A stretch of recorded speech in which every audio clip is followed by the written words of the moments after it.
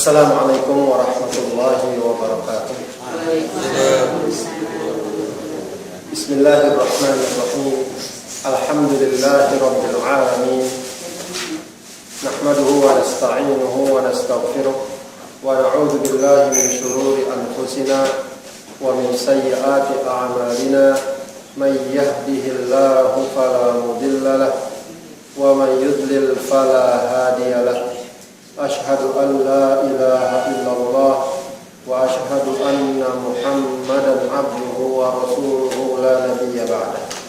Allahumma fassalli wa sallim wa barik ala nabiyyina Muhammadin wa ala alihi wa ashabihi wa man tabi'ahu ila yaumiddin, amma ba'd. Bapak-bapak, ibu sekalian, jamaah musholla al-ukhuwah yang dimuliakan Allah Subhanahu wa taala. Alhamdulillah, pada pagi hari ini kita dapat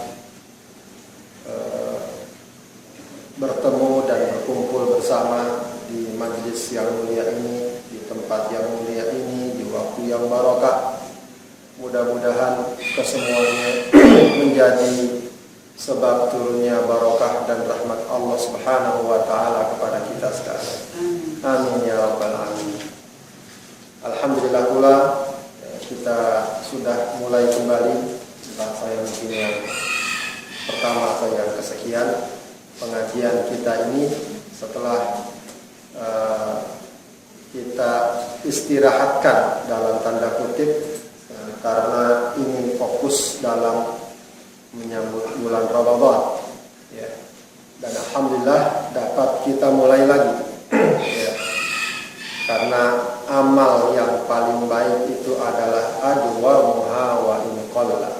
Habbul a'mali 'indallah adwamuha wa in qalla.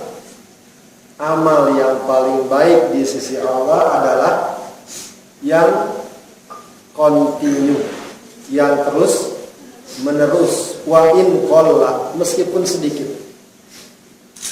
Ya. Ingat pendekanannya, kontinunya, jangan sedikitnya. Karena yang kita ingat sedikitnya. Yang ditekankan adalah apa? Kontinu, terus menerus, meskipun sedikit. Artinya adalah walau sedikit, kalau dia kontinu, itu sudah Allah cintai. Apalagi kalau banyak. Kalau banyak. Nah, Bapak Ibu sekalian yang dimuliakan Allah Subhanahu wa taala, kontinuitas atau terus menerusnya amal inilah yang akan menjadi tantangan dan ujian kita pasca Ramadan. Setelah Ramadan. Dan yang akan menjadi, ya, dalam tanda kutip lagi, taruhan kita untuk mendapatkan janji Allah yang lebih besar dari yang sudah kita dapatkan. Dalam ibadah puasa, apa Rasulullah katakan? Lis-shaimi farhatani. Lis-shaimi farhatani. Orang yang puasa itu punya dua kegembiraan. Farhatun 'indal iftar. Gembira ketika apa? Ketika berbuka. Juga termasuk gembira ketika berlebaran. Ketika lebaran. Alhamdulillah, itu sudah kita rasakan dan kita dapati serta kita buktikan. Gembiranya orang yang berbuka dan gembiranya orang yang berlebaran tidak bisa tergantikan.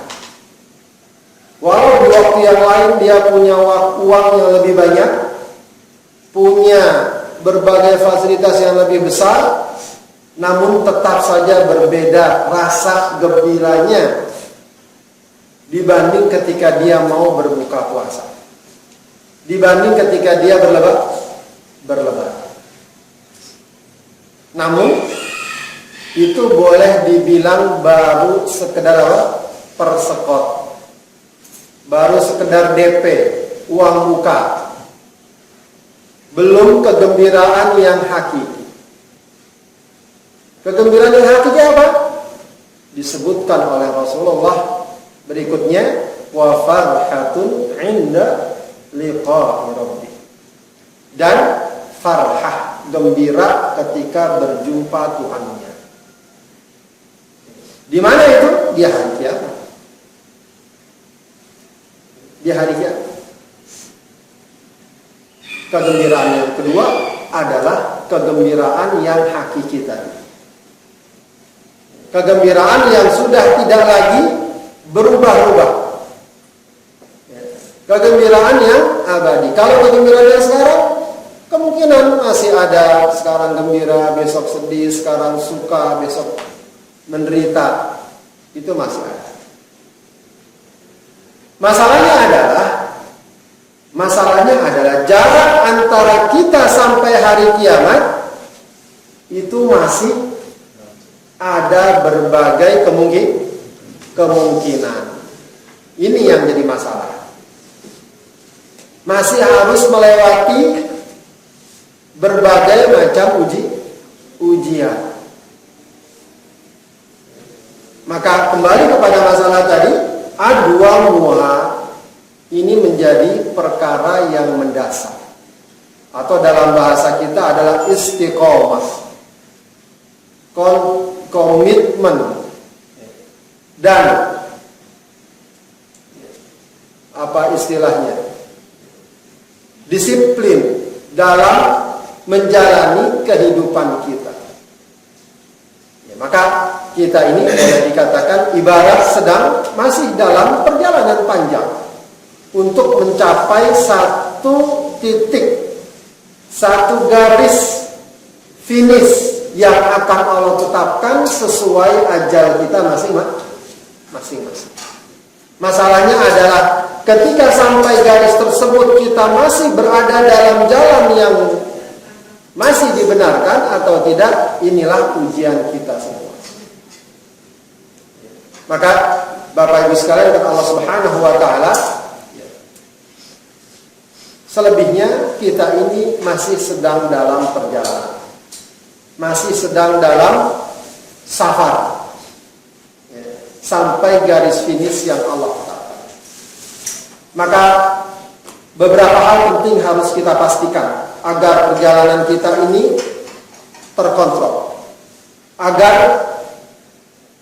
jalur yang kita tempuh ini tidak kesana kemari. Kalau dalam bahasa Arab itu bahasa Arab pasaran, memang nggak ada di kamus. Saya juga bingung dulu waktu pertama datang. Itu bahasanya minna gitu. Minna itu apa? Macem-macem gitu. Nggak lurus. Kanan kiri segala macam. Bahasa Arab ini pasaran. Jadi kalau ke Mekah naik mobil orang Badui bilangnya ada mafi minna, jangan macem-macem ya. Jangan macam-macam. Bang kadang-kadang suka dibawa muter-muter deh, biar mahal ininya bayarnya. Nah kita inginnya jalan kita ini lurus. Ya, ibarat kita sedang menempuh perjalanan. Ya, maka ada beberapa hal yang harus kita pastikan. Yang pertama yang harus kita pastikan adalah kendaraan kita adalah kendaraan yang sudah mendapatkan lisensi izin yang nyata dan jelas dari Allah Subhanahu wa taala. Kendaraan kita adalah al-Islam. Maka pastikan terus Islam masih ada dalam diri kita. Islam masih ada dalam dada kita. Inna dina 'indallahi Islam. Wa may yabtaghi ghairal Islam dinan falan yuqbal minhu wa huwa fil akhirati minal khasirin. Itu jelas. Jangan selagi terpengaruh sedikit pun dengan ungkapan-ungkapan manis semua agama sama, semua kendaraan sama, semua kendaraan baik. Kalau semua agama sama, kenapa ada para nabi? Kenapa Nabi sampai tersiksa? Kenapa para ulama sampai menderita untuk menyampaikan agama? Kenapa ada ancaman Allah dan seterusnya? Pastikan kendaraan yang kita pakai adalah kendaraan yang sudah mendapatkan lisensi, dan itu tidak ada alternatif lain. Islam bukan agama alternatif. Setelah kita cobaan sana, kita coba sini baru Islam. Tidak. Emangnya pakaian, emangnya makanan, kita coba dulu yang ini baru yang ini, kita coba yang ini baru yang itu. Tidak. Islam adalah satu-satunya pilihan. Mungkin bagi kita sederhana, kita sudah lahir sebagai seorang muslim, orang tua kita muslim, dan lain sebagainya. Akan tapi itu pun bukan jaminan kalau kita tidak mau menjaga dan merawatnya. Sebab fitnah apalagi pada zaman sekarang sangat besar. Fitnah yang Rasulullah telah gambarkan, yusbihur rajulu mu'minan wa yumsi kafiran, wa yumsi kafiran mu'minan wa yusbihu kafiran. Paginya masih beriman, sorenya sudah kafir. Sorenya masih beriman, paginya sudah kafir. Maka jaga. Boleh jadi godaannya sangat besar. Perkuat terus keimanan kita, jaga terus Islam kita. Jangan sampai kita robah-robah kendaraan kita. Yang kedua, agar jalur kita benar, trek kita benar, ya jalur yang kita pakai, jalan yang kita pakai juga jalan yang telah Allah tetapkan. Telah Allah tetapkan. Jangan cari jalan-jalan yang lain. Sebab ada orang kendaraannya benar, jalurnya salah. Ada orang mengaku Islam, jalan hidup, pedoman hidup, aturan hidupnya tidak mau dia pakai dari Islam.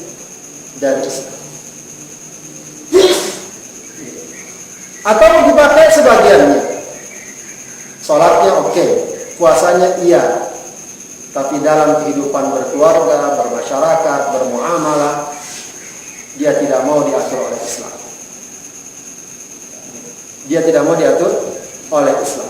Bahkan kadang tidak jarang ada orang justru alergi dengan Islam. Maka muncul ada istilah jangan bawa-bawa agama. Dalam urusan dagang jangan bawa agama. Dalam urusan bermasyarakat jangan bawa agama. Dalam urusan berpolitik jangan bawa agama. Alergi sekali dia dengan Islam.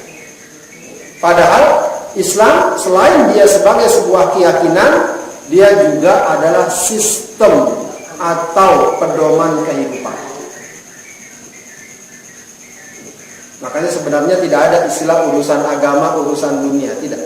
Kenapa? Karena agama kita itu ngurusin dunia. Oh, ini urusan agama, tidak. Urusan apa yang kita sebut urusan dunia itu bisa bermakna agama. Artinya apa? Bisa bernilai ibadah, berpahala. Kita nyari nafkah, cari kerja, itu urusan agama. Itu ajaran agama.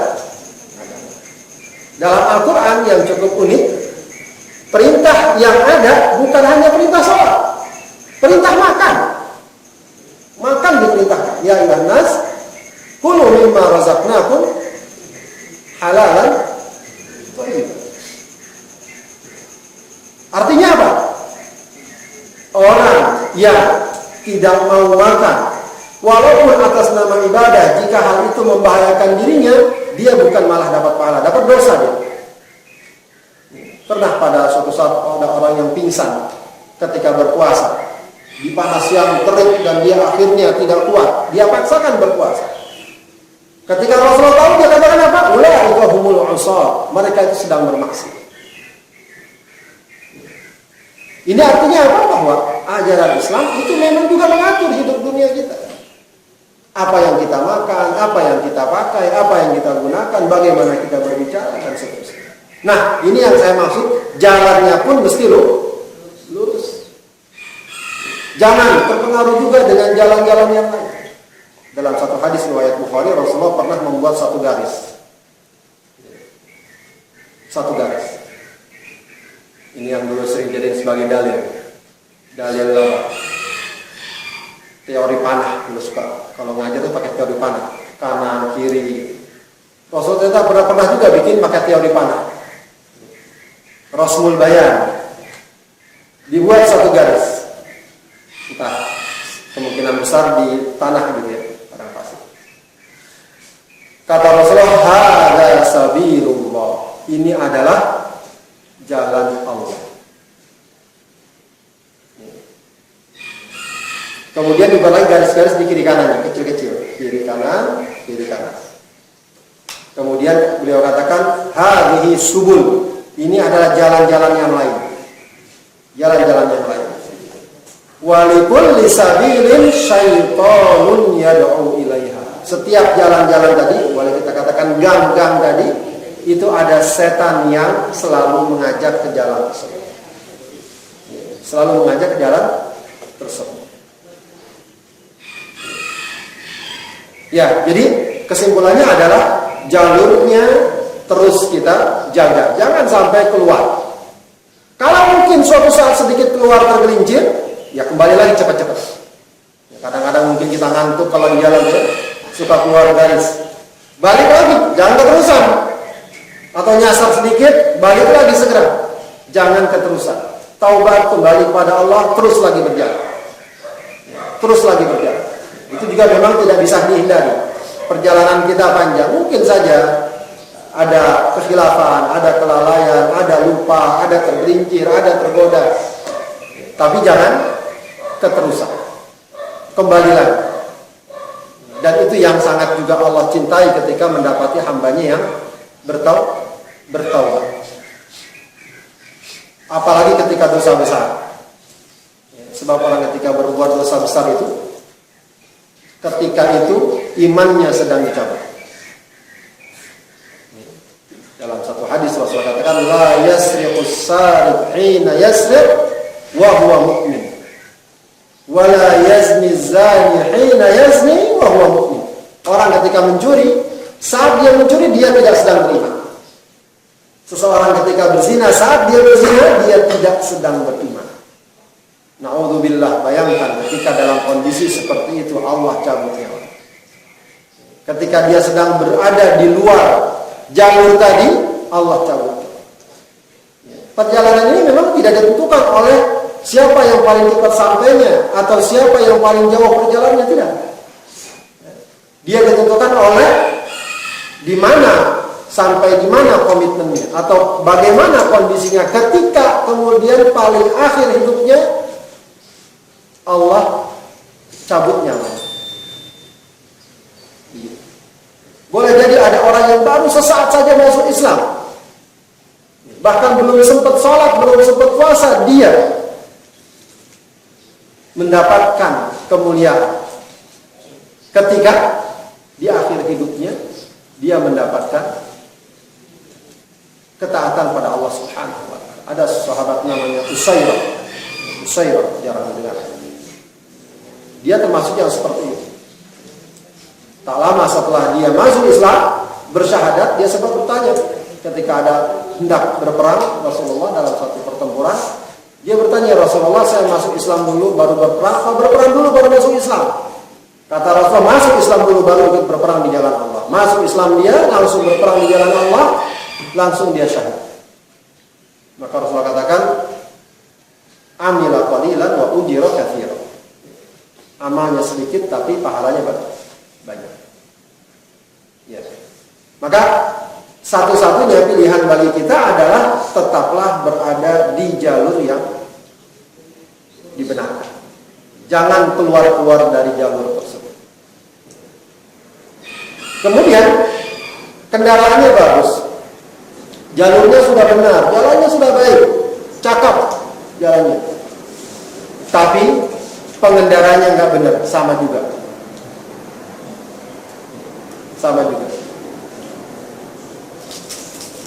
Di Saudi itu kendaraannya rata-rata bagus, jalanan rata-rata rata, jarang saya lihat jalanan berlubang, bagus, lurus, lebar. Tapi yang namanya kecelakaan hampir tiap hari. Jadi saya kalau di sini jarang saya lihat kecelakaan. Padahal itu motor kiri kanan mobil luar biasa. Di sana tidak. Di sana setiap jangankan lagi nggak macet, lagi macet sekalipun, lagi macet selalu kita dengar duk. Wah, ada tabrakan. Kendaraannya bagus, umumnya. Apa faktornya itu? Pengendaranya. Pengendaranya memang kadang-kadang tidak terkontrol. Orangnya biasanya marah, kadang nggak tahu aturan. Di sana lampu sennya biasanya awet. Kenapa? Jarang dipakai. Yang sering rusak itu klaksonnya, keseringan dipakai. Udah tahu di depan merah, klakson aja. Artinya apa? Pengendara itu sangat menentukan. Nah, kita juga begitu. Islam sudah bagus, jalannya sudah benar. Kadang yang nggak benar orangnya. Maka kita pun harus selalu menjaga kualitas diri kita. Bagaimana sebagai pengendara kita fit, kita sehat, kita segar, kita bugar, dan seterusnya. Maka sebagai seorang pengendara, ya kita harus selalu berupaya menjaga stamina diri kita. Ya, Alhamdulillah kemarin Ramadan itu sesungguhnya adalah semacam saatnya kita untuk mereparasi, restart ulang, kalau boleh dikatakan demikian. Ya.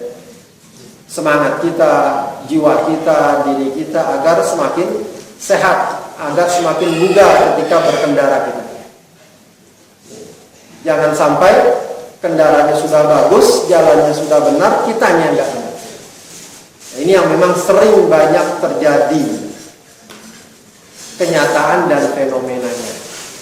Kalau mau dilihat apa yang kurang dari Islam, Islam ini boleh dibilang agama yang sampai sekarang ideologi dan syariatnya masih rapi terjaga. Masih rapi terjaga dibandingkan dengan ajaran lain. Orisinilitas Islam itu sangat rapi terjaga oleh para ulama kita. Cuma memang yang jadi masalah adalah kita sebagai umat belum mampu mengimbangi kemuliaan dan keagungan Islam. Kemuliaan dan keagungan Islam. Ya ibarat begitulah, mobilnya mewah, kadang orangnya masih kampungan, begitu bahasanya. Ya, fasilitas yang ada di mobil itu tidak dapat digunakan. Saya suatu saat waktu di Riyadh itu nganterin Ustaz Salim, dia lagi berkunjung, Dr. Salim. Orang Arab itu biasanya ini suka pakai kayu cendana itu untuk wangi-wangian. Ya, rupanya dia ingin ngantar ketemu dengan tokoh begitu, tokoh besar di mobil. Dia cari mana di sini, saya pengen pakai kayu cendana, gak haru. Kalau sana bilangnya yang suka diputrin, yang suka lah. Kayak kita lupa gitu ya. Ya kalau kita bau, kalau di sana wangi, kayunya mahal. Kayak seperti itu lah. Begitu. Ini gimana nyalainnya? Saya nggak ada kalau di sini. Itu kan butuh api kan? Ya ternyata ada kata dia. Itu di tempat yang biasa orang buat rokok. Wah, saya nggak tahu itu nggak biasa. Ya, ternyata ada di ini yang biasa di mobil suka ada buat orang rokok itu.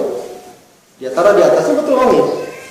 Artinya terkadang kita dalam Islam ini banyak fasilitas yang bagus tidak kita gunakan dan tidak kita manfaatkan. Banyak ajaran-ajaran yang sangat bernilai tidak kita praktekkan.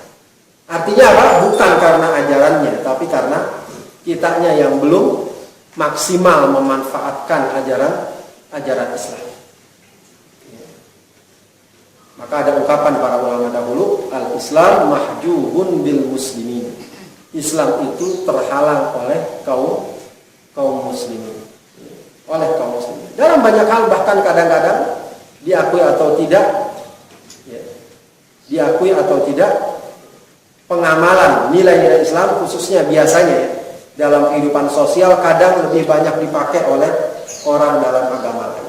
Mungkin masalah kebersihan, masalah kedisiplinan, masalah penghormatan dan seterusnya. Ini satu tantangan bagi kita, bahwa kita ini mau tidak mau harus jadi pengendara yang baik. Ya, baik. Bapak Ibu sekalian, Allah Subhanahu wa taala tadi ketiga perkara dasar itu yang harus kita miliki dalam perjalanan. Tentu saja banyak lagi yang kita butuhkan dalam perjalanan. Kita juga butuh bahan bakar. Kita butuh bahan bakar agar kendaraan kita terus berjalan. Kita butuh stamina, kita butuh energi. Apa bahan bakar perjalanan kita yang sangat penting? Yang pertama tentu saja setelah keimanan adalah ilmu. Terus kita isi hidup kita ini dengan ilmu. Itulah bahan bakar utama kita. Bahan bakar utama kita. Ada ungkapan yang cukup terkenal, man arada dunya fa'alaihi bil ilmi wa man arada al-akhirah fa'alaihi bil ilmi wa man arada huma fa'alaihi bil ilmi. Siapa yang ingin dunia, maka hendaknya dia bawa ilmu, ingin akhirat dia bawa ilmu, ingin kedua-duanya juga dengan ilmu. Ya, di perjalanan kita butuh pemahaman, butuh pengetahuan. Kadang-kadang orang kalau tidak punya ilmu, apakah jalannya sesat atau dia juga tidak paham aturan-aturan yang berlaku. Mungkin pengennya baik tapi salah kalau tidak punya ilmu. Maka ibarat kita dalam perjalanan, tentu jangan jalan terus. Lama-lama bisa kehabisan bahan bakar. Sesekali kita mampir ke pom bensin. Begitulah barangkali kurang lebih gambaran analogi sederhana dalam hidup kita. Setiap hari kita cari duit, kita cari kerja, kita cari aktivitas. Maka sesekali kita mampir di majelis ilmu. Kita duduk, kita ces lagi. Makanya ada satu ungkapan sahabat yang sangat terkenal, hayya bina najlis nu'min sa'ah. Mari kita duduk, kita segarkan keimanan kita barang sesaat.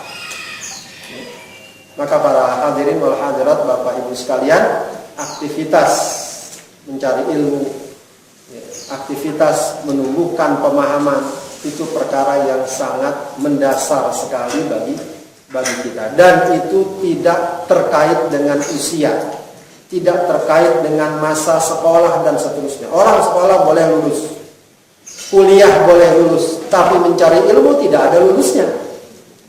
Saya udah bosan dari kecil ngaji, nggak ada bosan. Imam Ahmad bin Hanbal itu sudah tua renta, masih kerjaannya bawa pulpen, kalau dulu bukan pulpen, apa itu yang dicocol sama tinta. Dua tinta, ada pena. Jadi mereka kalau nulis dicocol, nulis. Kalau sekarang yang dicocol kan bakwan. Kalau dulu dicocol kolam, pulpen. Ditanya sama masyarakat, ya Syekh sudah tua kayak gini masih juga begitu, masih juga bawa pulpen, bawa kolam, dan masih juga bawa tinta al-mihbar. Kata Imam Ahmad bin Hanbal, minal mihbar ilal mahbar. Dari tempat tinta ini saya akan menuju kuburan. Maksudnya apa? Sampai meninggal saya akan terus berada dalam aktivitas menuntut ilmu atau memberikan ilmu. Itu bukan sesuatu yang berhenti. Maka dulu ada ungkapan utlubul ilma minal mahdi ilal ilallah. Begitu. Minal mahdi ilallah. Maka bahan bakar yang tidak boleh habis dari kita adalah ini. Yang kedua, bahan bakar yang tidak boleh habis adalah kesabaran. Ini juga tidak boleh habis. Perjalanan kita kadang-kadang bukan hanya butuh ilmu, bukan hanya kendaraan, tapi butuh kesabaran. betapa banyak orang yang punya segalanya, dia tidak punya kesabaran, maka perjalanannya menjadi gagal. Bayangkan orang mobilnya mewah, segala macam, tapi dia nggak sabar, sama saja. Nggak sabar. Yang kita butuhkan adalah kesabaran. Ini bukan masalah siapa yang paling cepat sampai, tapi masalah siapa yang paling sabar dalam menghadapi tantangan. Dalam pertarungan kita ini, bukan siapa yang paling cepat menjatuhkan lawan, tapi siapa yang paling kuat bertahan. Siapa yang paling kuat bertahan? Kalau kita kaitkan sekarang dengan dunia Islam, kaum muslimin yang sedemikian rupa tantangannya, jangan sampai hal itu membuat kita seakan-akan putus asa, tidak ada harapan. Tidak. Boleh jadi dan sangat mungkin ini adalah ujian kesabaran. Kalau kita sabar, baik dalam skala pribadi, urusan kita pribadi, dan urusan umat secara keseluruhan, sangat mungkin di lain waktu kita akan mendapatkan kemenangan dan keunggulan. Sama, kita sudah merasakan insya Allah usia kita rata-rata 30, 40, berbagai macam tantangan kehidupan sudah kita lewati. Bayangkan kalau tidak sabar. Kalau tidak sabar, bisa jadi ada orang yang tidak sabar akhirnya nggak sholat, nggak sabar akhirnya naudzubillah bahkan ada yang sampai murtad dan lain sebagainya.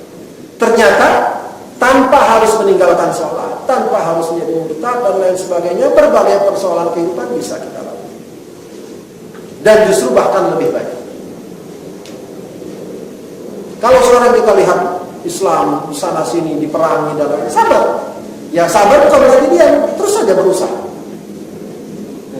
Dan kalau kita perhatikan, Bapak Ibu sekalian, memang dunia Islam sekarang sedang menderita. Tapi ada satu fenomena yang juga tidak bisa kita pungkiri, bahwa Islam adalah agama yang paling cepat pertumbuhannya di berbagai negeri, termasuk di negeri-negeri barat, di negeri-negeri minoritas. Di saat orang yang beragama lain mulai meninggalkan agamanya, bahkan tidak jarang gereja-gereja dan lain sebagainya mereka jual, dijadikan masjid. Dan itu kemarin ketika saya ke Australia terlihat sendiri, beberapa masjid asalnya adalah gereja dan bentuknya masih seperti gereja, masih ada mimbarnya dan nggak marah. Kenapa nggak marah? Memang udah nggak peduli dengan agama. Jadi di saat mereka meninggalkan agama, ternyata semangat beragama kaum muslimin semakin nambah, semakin bertambah.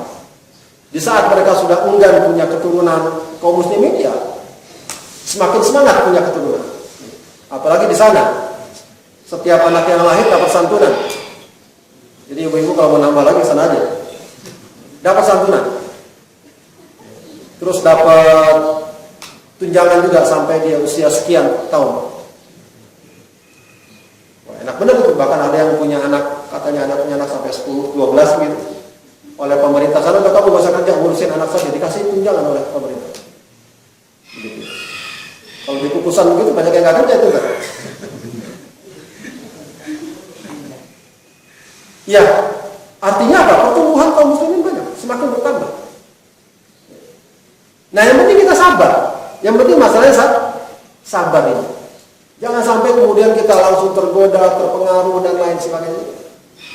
Dan itu memang sudah isyarat Rasulullah SAW dalam satu hadis riwayat Bukhari. Rasulullah katakan, la yutimmanallahu hadzal amr ma balaghal lail wan nahar.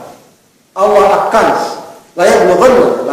akan sampaikan agama ini di tempat yang di sana ada siang dan malam, di seluruh penjuru negeri. Wala yatrukullahu baita madadin wala wabarin illa adkhalahu Allahu Islam. Tidak akan Allah tinggalkan rumah di pelosok desa atau di kota kecuali akan Allah masukkan Islam ke dalam. Dan itu sesuatu yang nyata sekali. Sesuatu yang nyata sekali. Tinggal masalahnya adalah kita sabar atau tidak. Kadang-kadang kita ada yang nggak sabar. Yang nggak ada yang nggak sabar dengan cara meninggalkan Islam.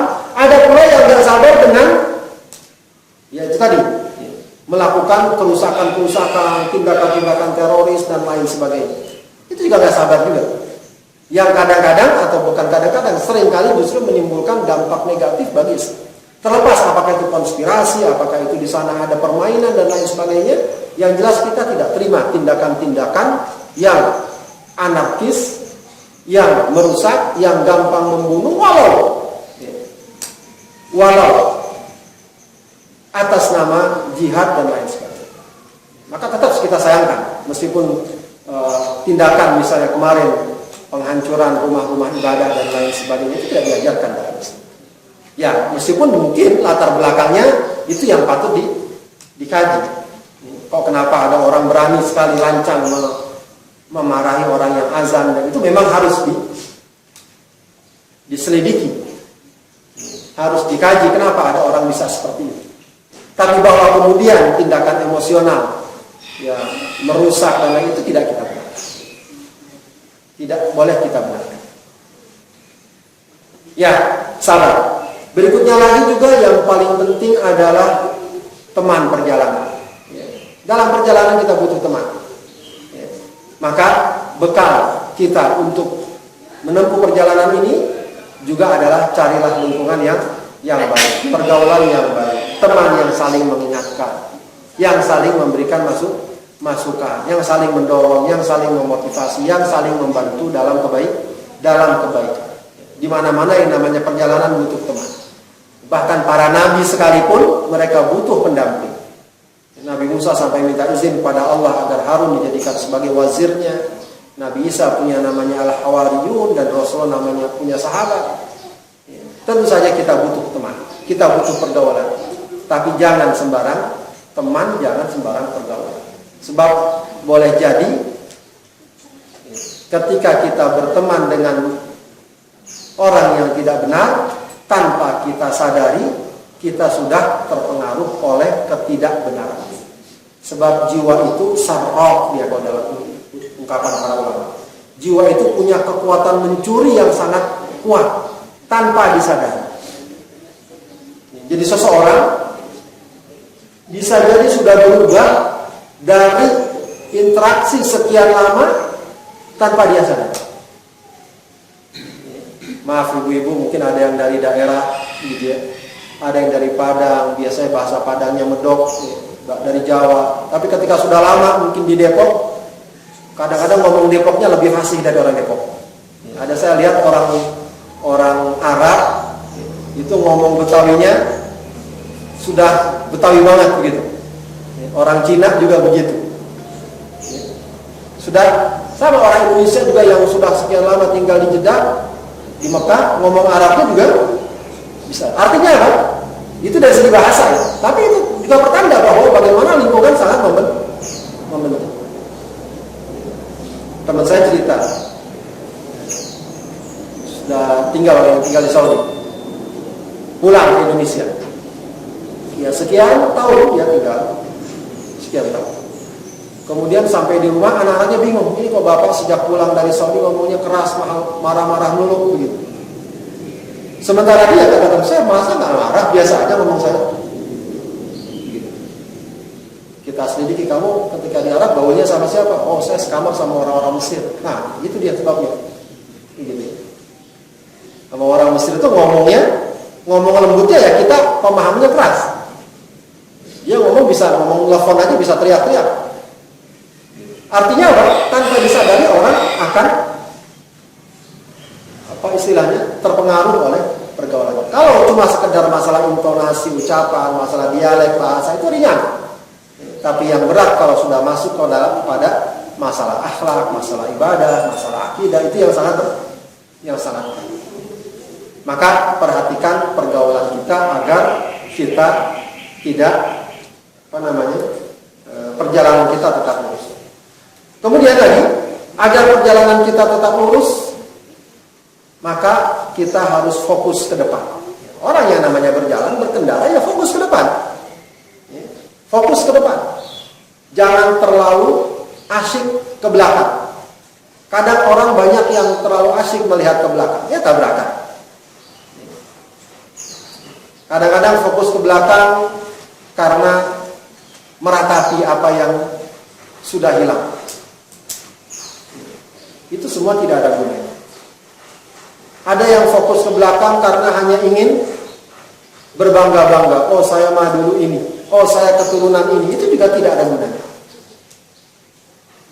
Allah tidak melihat siapa anak kamu, siapa dari mana, dan lain sebagainya. Yang dilihat adalah bagaimana amal. Maka fokus kita adalah ke depan. Ke depan apa yang kita lakukan, apa yang kita perbuat, apa yang kita laksanakan. Maka semakin seseorang punya jangkauan jauh ke depan, itu lebih baik. Maka dalam berkendara itu salah satu hal yang sangat menentukan adalah cara pandang kita. Kalau pandangan kita jauh ke depan, maka insya Allah akan lebih selamat. Tapi kalau pandangan kita pendek, apa yang kita lihat sesaat, semeter, 2 meter, akan berat. Nah, ini yang juga jadi masalah. Kadang-kadang kita sering berpikir sesaat. Yang penting sekarang senang, yang penting sekarang bahagia, yang penting sekarang untung. Tidak kita pertimbangkan, kalau sekarang bahagia, nanti bagaimana? Ibarat orang punya uang, yang dia pikirkan bagaimana sekarang bahagia. Itu jangka pendek. Mestinya dia berpikir dengan uang seperti ini, bagaimana nanti ke depan dia bisa selamat, bisa beruntung, dan seterusnya. Nah, orang yang jangkauannya jauh ke depan, itu biasanya lebih selamat. Orang yang berkendara ketika dia mampu melihat jauh ke depan, dia akan lebih selamat. Ketika dia tahu di depan ada masalah tertentu, maka dari sekarang dia sudah antisipasi. Begitulah hidup kita. Hidup kita harus selalu antisipatif. Baik urusan dunia, apalagi urusan akhirat. Mungkin kita sekarang capek, mungkin sekarang kita letih, mungkin sekarang kita harus mengalami ujian, tapi untuk masa depan yang lebih baik. Dan Allah Rasulnya sudah mengajarkan kita untuk punya orientasi akhirat dalam hidup kita. Makanya kata Rasulullah SAW, man kanatil akhiratu hammuhu, jama'allahu lahu syamlah.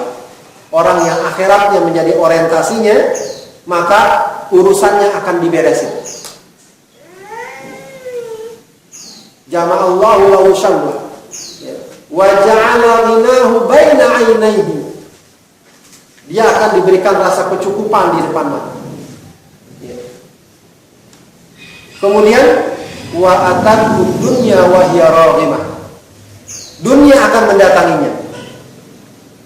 Dunia akan mendatanginya walaupun dia tidak cari-cari. Ya, ini bukan berarti kita nggak butuh kerja, tidak. Maksudnya adalah orientasi kita akhirat. Kalau kata Ustaz-ustaz pesantren, orang yang ngejar akhirat, dunia ikut. Orang yang cuma ngejar dunia, akhirat kabur. Begitu. Akhiratnya kabur. Inilah yang kita maksud dengan fokus kita itu. Sebaliknya kata Rasulullah, wa man kana fid dunya hammuhu, siapa yang orientasi hidupnya adalah dunia, farraqallahu syamlahu kama qala. Allah akan cerai-beraikan urusannya. Hidup cuma ngejar dunia saja, ngejar karir, ngejar target, ngejar keuntungan. Sholat dia tinggalkan, akhlak dia tidak pedulikan, tidak berbakti pada orang tua, dan lain sebagainya. Maka urusannya justru bukan malah beres. Urusannya cuma malah berantakan. Mungkin dia dapat uang, jabatan, dan lain sebagainya, tapi di sisi lain banyak yang hilang dari hidup. Kalau urusannya cuma dunia saja. Kemudian waja'ala faqrahu baina 'ainaihi. Kefakiran itu selalu terbayang dalam diri. Baik dalam pemahaman hartanya habis. Tidak sedikit ada orang dengan cara haram dan lain sebagainya, dia kumpulkan harta, ternyata akhirnya habis. Banyak sekali contoh-contoh hal itu yang sampai kepada kita. Lagi-lagi saya banyak cerita di Saudi. Saudi juga ada judi juga. Judi, tapi judi apa namanya?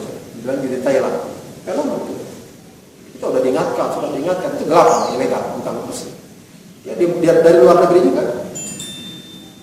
Itu ada beberapa yang dapat banyak.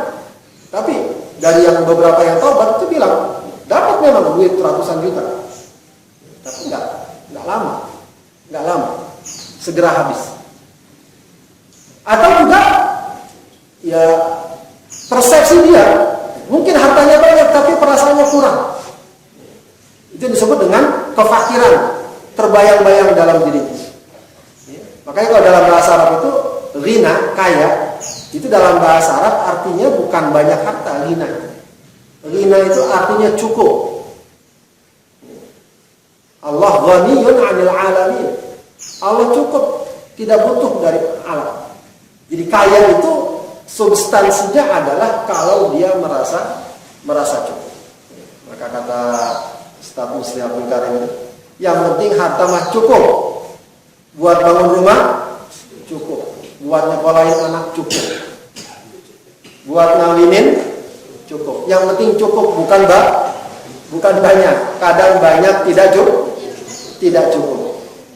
Kata orang-orang ya sama saja, Ustaz. Ya, kelihatan sama saja, tapi yang paling penting memang masalah cara pandang kita. Cara pandang kita. Kalau akhirat kita jadikan orientasi, insya Allah yang ada adalah rasa kecukupan. Dan sebenarnya kita ini juga kaya. Banyak sekali kebaikan yang kita miliki, yang oleh orang lain masih menjadi impian. Apakah dari sisi mungkin tempat tinggal, keluarga, anak-anak, dan lain sebagainya. Inilah yang akan membedakan kita. Maka dikatakan tadi, kalau urusannya hanya dunia saja, waja'ala faqrahu baina ainaihi. Kefakiran selalu membayang dalam dirinya. Ketakutan dengan dunia dan lain sebagainya, merasa kekurangan dan seterusnya. Contoh nyata saja, orang yang melakukan korupsi dan lain sebagainya, menipu itu apakah karena tidak punya uang? Uangnya sudah berlimpah-limpah. Kenapa kok mereka masih juga mencari-cari satu jalan yang boleh jadi akan menistakan dirinya di dunia, apalagi di akhirat? Kok mau dia cari jalan? Hartanya sudah tidak terhitung. Kok masih dia mau? Bisa. Itu kenapa? Wa ja'ala faqrahu baina 'ainaihi. Kefakiran dijadikan melintas selalu di pandangan mata. Dalam pandangan.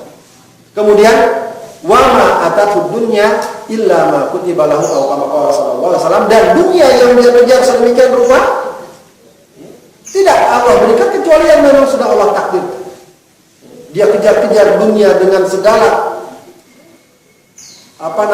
dinamikanya, dengan segala kekeruhannya. Kadang ada yang meninggalkan sholat karena dunia, kadang ada yang menanggalkan aurat karena dunia, dan lain sebagainya.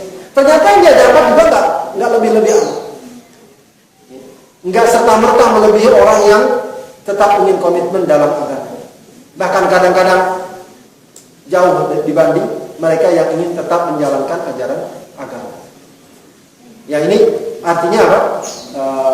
Dalam perjalanan kita memang harus fokus ke depan, dan fokus kita ke depan adalah akhirat. Adalah akhirat. Bukan berarti harus meninggalkan dunia, tapi bagaimana dunia kita secara keseluruhan dapat kita gunakan dan kita manfaatkan untuk kehidupan akhirat. Maka kalau ada istilah harta nggak dibawa mati, mestinya juga ada pemahaman harta pun bisa kita bawa mati kalau kita gunakan untuk kebaikan akhirat. Dunia bisa kita bawa mati kalau kita gunakan untuk kepentingan dan ridha Allah Subhanahu wa ta'ala. Itulah Bapak Ibu sekalian, sedikit apa yang dapat saya sampaikan pengajian pada hari ini. Mudah-mudahan ini bisa menjadi muqaddimah atau menjadi motivasi kita untuk terus menjalankan dan melakukan kegiatan-kegiatan kita. Mudah-mudahan kita diberikan istiqomah di jalan Allah Subhanahu wa ta'ala. Amin ya rabbal alamin. Saya tutup dahulu, kalau memang ada pertanyaan silakan. Dari saya sekian, assalamualaikum warahmatullahi wabarakatuh.